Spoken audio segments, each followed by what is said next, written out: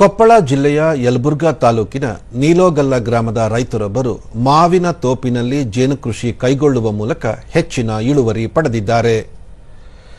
ರೈತ ಶ್ರೀನಿವಾಸ್ ಜಾಲಿಹಾಳ ಅವರು ತಮ್ಮ 7 ಎಕರೆ ಜಮೀನಿನಲ್ಲಿ ಮಾವಿನ ತೋಟ ಹೊಂದಿದ್ದು ಅದರಲ್ಲಿ ನೈಸರ್ಗಿಕ ಕೃಷಿ ಪದ್ಧತಿಯ ಮೂಲಕ ರಾಸಾಯನಿಕ ಮುಕ್ತ ರುಚಿಕರವಾದ ಹಣ್ಣುಗಳನ್ನು ಬೆಳೆದು ವಿದೇಶಗಳಿಗೆ ರಫ್ತು ಮಾಡುತ್ತಿದ್ದಾರೆ.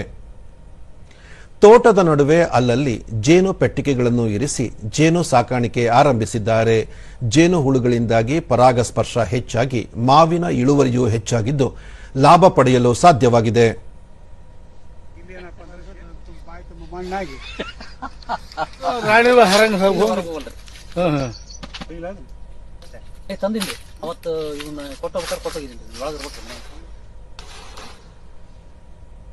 ಬಾಕ್ಸಿ ಒಂದನ ಒಂದು ಕುಟುಂಬ ಒಂದರಿ ಈಗ ಹೆಂಗ ನಮ್ಮ ಮನೆಯಾಗ ನಮ್ಮ ತಾಯಿ ಹೆಂಗ್ರಿ ಆ ಥರ ಎಲ್ಲ ಉಳ್ಕೊಂಡು ದೊಡ್ಡದಾತ್ರಿ. ಸ್ವಲ್ಪ ತಗೊಳ್ಳಿ ಏನಾಗತ್ತಂದ್ರೆ ಸರ ಇದು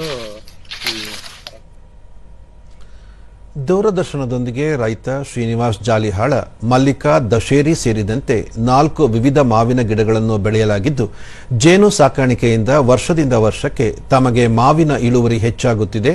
ಕೃಷಿ ವಿಸ್ತರಣಾ ಕೇಂದ್ರದಿಂದ ತಮಗೆ ಅಗತ್ಯ ಸಲಹೆ ಸಹಕಾರ ಸಿಕ್ಕಿದೆ ಎಂದರು. ಇಷ್ಟೊಂದು ಒಳ್ಳೆ ಇಳುವರಿ ಏನಪ್ಪಾ ಅಂದ್ರೆ ವರ್ಷದಿಂದ ವರ್ಷಕ್ಕೆ ಜಾಸ್ತಿ ಆಗ್ತದೆ ಹೊರತು ಕಡಿಮೆ ಆಗಲ್ಲ.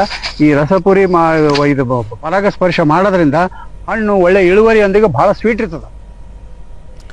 ಸ್ಥಳೀಯರಾದ ವೆಂಕಟೇಶ್ ಕುಲಕರ್ಣಿ ಕುರುಚಲು ಕಾಡು ಕಡಿಮೆಯಾಗಿದೆ, ಜೇನಿನ ಸಂತತಿ ಕ್ಷೀಣಿಸುತ್ತಿದೆ, ಇದರಿಂದಾಗಿ ಕೃಷಿ ಬೆಳೆಗಳ ಇಳುವರಿ ಕಡಿಮೆಯಾಗುತ್ತಿದೆ.